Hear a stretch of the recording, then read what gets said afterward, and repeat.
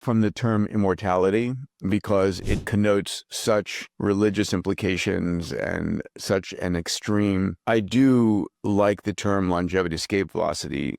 People can still die crossing the street or doing something silly. And in fact, one of the things people to realize is as you're growing older, your number one risk factor is accidents. Trip and you fall and you break your hip and you're in the hospital, you develop a pneumonia and goner, right? It's a very tried and true course. My dad passed because secondary to a hip fracture and a pneumonia, but he was in his 80s. But I think there are so many institutions on the planet that are built around the thesis of death. Religious institutions, government institutions and practices, and this inherent belief that having an end to life makes life more precious today. I don't believe that. I go to sleep every night with gratitude. I wake up every morning with gratitude and passion and excitement for what the day will bring. And I don't think I would change my life one iota if I knew I was going to live 200 years. I'm still going to approach it with awe and wonder every day because of what I'm learning, right? I spend half my life in longevity, half my life in AI,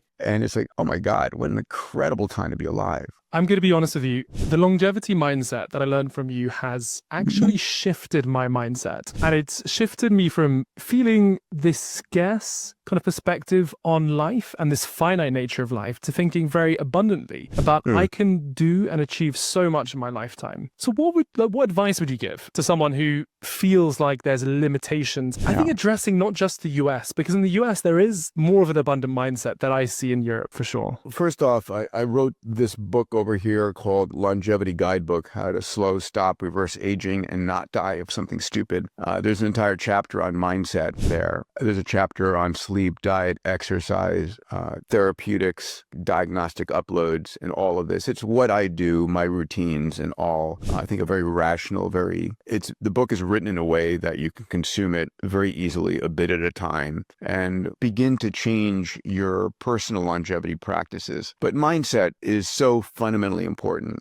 I teach mindset. My next book is called Mindset Mastery. If I were to ask you, think of the most important leaders on the planet, the most successful leaders on the planet, the people that you respect the most. And I said, okay, well, what made them such successful leaders? So incredible. Was it the money they had? Was it the technology they had, their friends? Or maybe was it the mindset that they had? And most people agree it was their mindset, that their mindset dealt with how they dealt with opportunities or how they dealt with challenges. And if you took away everything from those individuals, Steve Jobs, Mahatma Gandhi, Martin Luther King, whomever it might be, and you left them their mindset, they would probably regain much of their success. And so if mindset is that important, then the question is, what mindset do you have? Where did you get the mindset? And more importantly, what mindset do you need for the decade ahead? And so I teach a purpose-driven mindset. We just talked about having a massive transformative purpose. By the way, I built a large language model app called mypurposefinder.ai, which is free,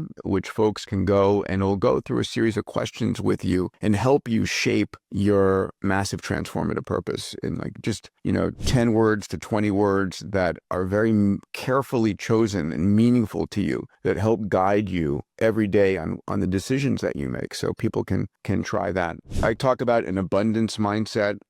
Don't worry about opportunities lost. Next year, next month, next week is going to bring you more. There's increasing abundance of opportunities out there on the planet. We don't need to have a scarcity mindset. I talk about an exponential mindset.